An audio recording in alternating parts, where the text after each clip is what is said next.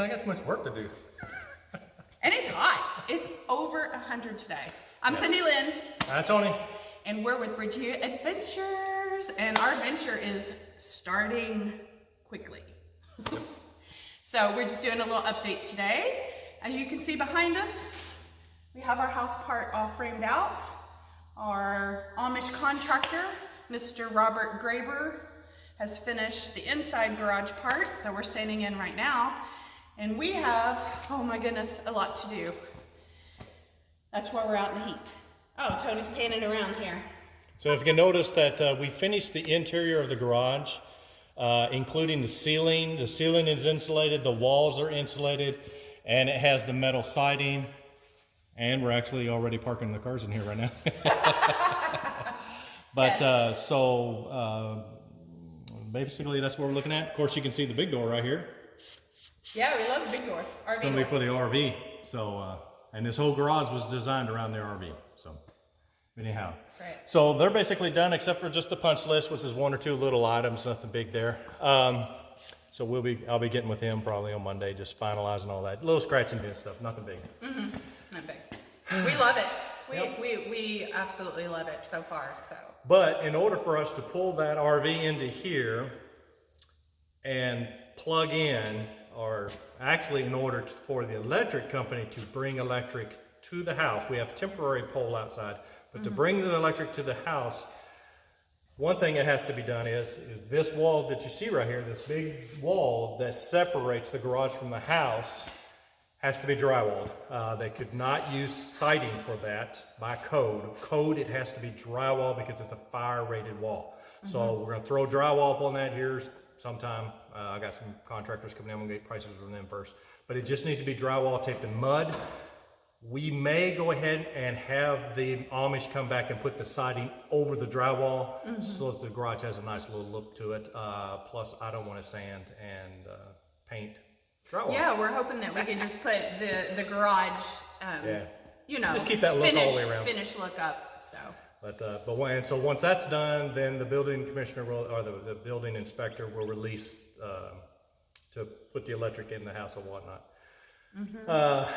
Then at that point, also, we get to finish the rest of that.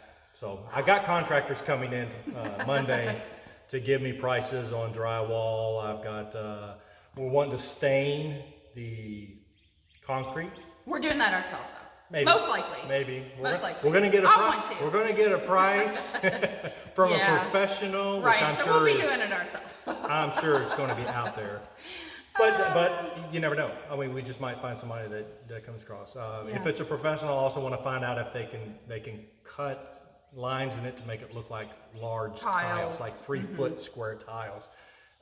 Then put the stain on it, and that look is awesome. But we don't have awesome money. Well, basically what we do is we come up with just a random number in our head that we're willing to pay, and if it's close to that, then we're like, oh, heck yeah. If it's not close, then we're like, well, get your working arm ready. Some of the problems we're coming across now is I got a call from one drywaller that stated he didn't know. He said, well, I might give you a price, but I don't think I'm gonna be able to do the job because I need it within the next month.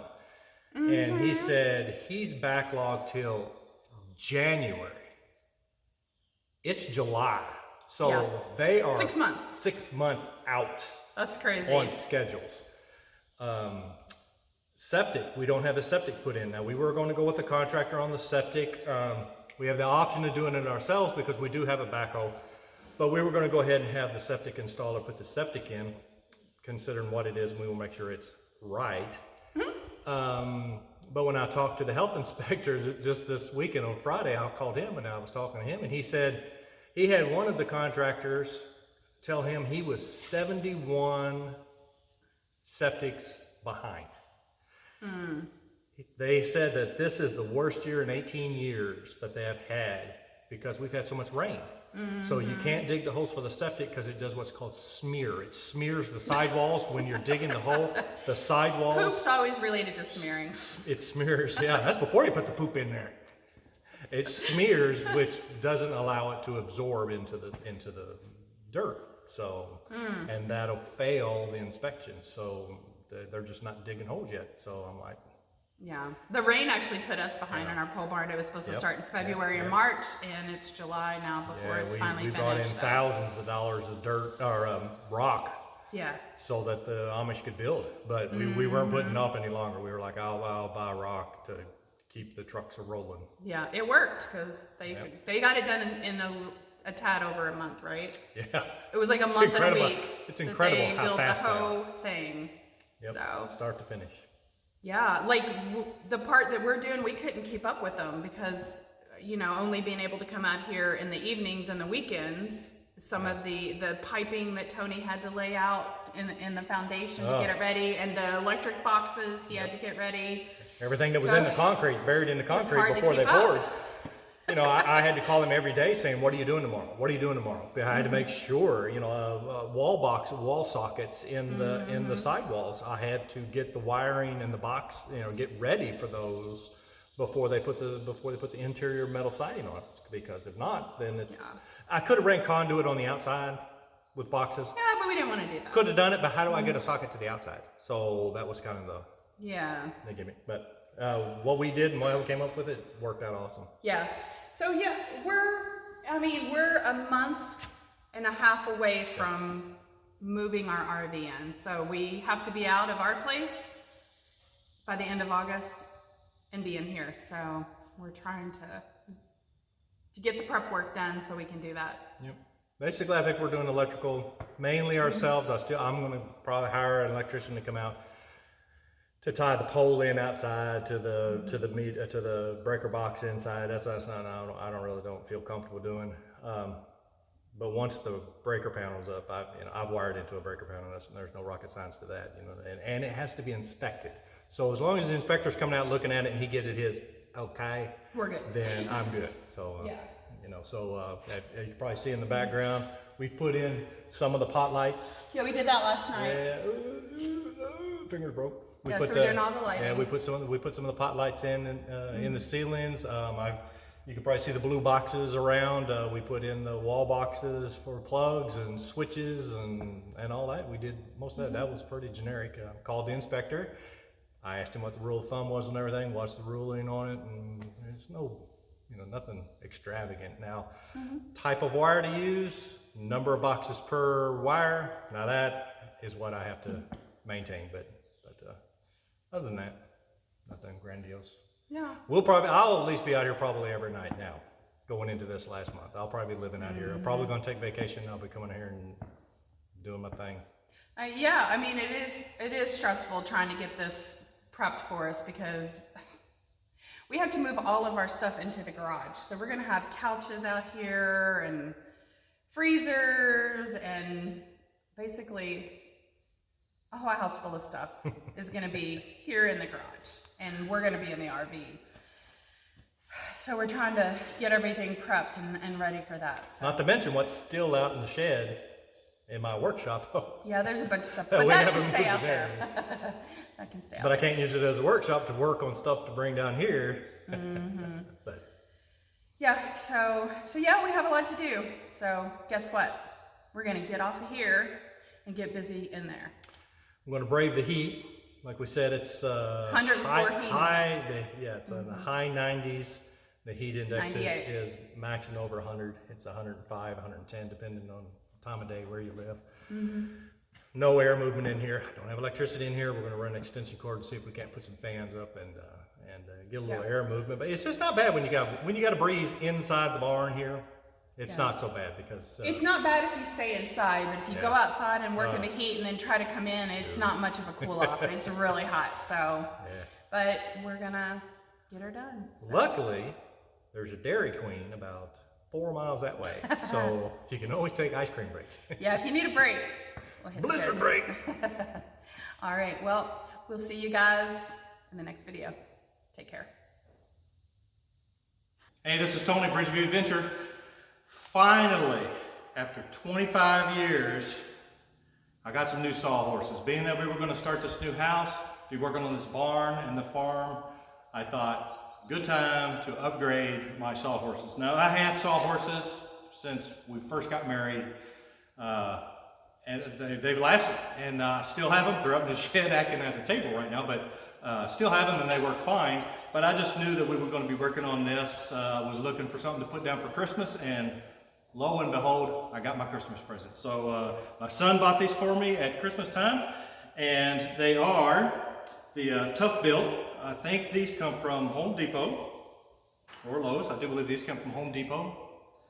And these are just a very versatile, multi-function items. They fold down flat so that you can carry them. They are not light. This model, which is the higher model, this is the 700 series. They have a 600 and a 500 and 550, a bunch of other series. I got the higher series number for the simple fact of all the different gadgets and gadgets that's on it. To open them up, there is a button on each side that will drop the legs down.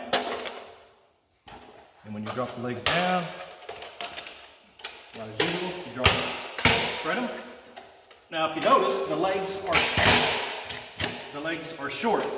So, if you want to use it at this height, you can use it at this height, or you open up the clamp here, and that will drop the legs even higher. Or if you're on uneven ground, you can put one leg shorter than the other, so that you compensate for uneven ground. They have hinged feet on them so that they sit flat on the surface. If you're on uneven ground, they'll sit on the surface. The handle, you just push and it disappears. Some of the neat things about this unit is you have these locks that come out. Oh, that's the camera, sorry. You have these flaps that come out here. You can actually lay a piece of plywood sideways on this board so that the plywood is laying up. You can be scribing on it, drawing on it, getting your measurements, cutting holes or whatnot, rather than laying it flat, because that's hard to pick one up. So if they're at an angle, that works good.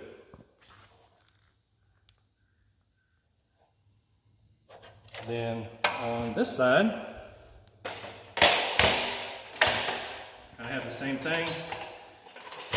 You have an arm that comes off there, so that one person can lay a 2x4 on there, has a little teeth that holds it, and you can cut a 2x4 off, so you can do that.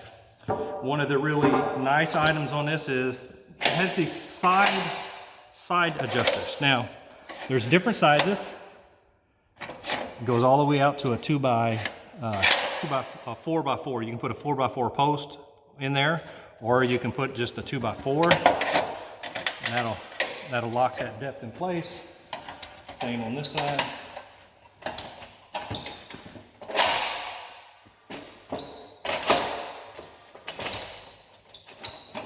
That locks in place.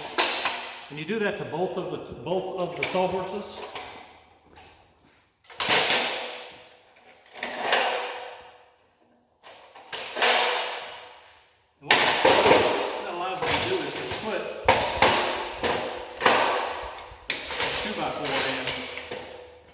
And you can put a 2x4 on both sides. Anybody that's had sawhorses is used to making a table out of them. But the problem is on a normal sawhorse, you have to lay them on top, and you have to put a couple of them across to lay a board. Otherwise, it sinks in the center. This makes it flat all the way across and all the way down. And then when you lay a piece of plywood or a piece of drywall on here, you've got your horizontal support. You got the support going this direction, so it'll lay flat on it all the way down. So it just has a few little more gadgets and gadgets. Like I said, you can actually have this so wide that you can actually put 4x4s down the sides, and you'd have one hefty table. And they're portable. Not the lightest thing in the world, but they're also not made cheap. They're made good steel, everything locks, solid. But anyway, this is my upgrade from before, so looking forward to using it to build our new house here. So check the link below, get a set for yourself. See you later.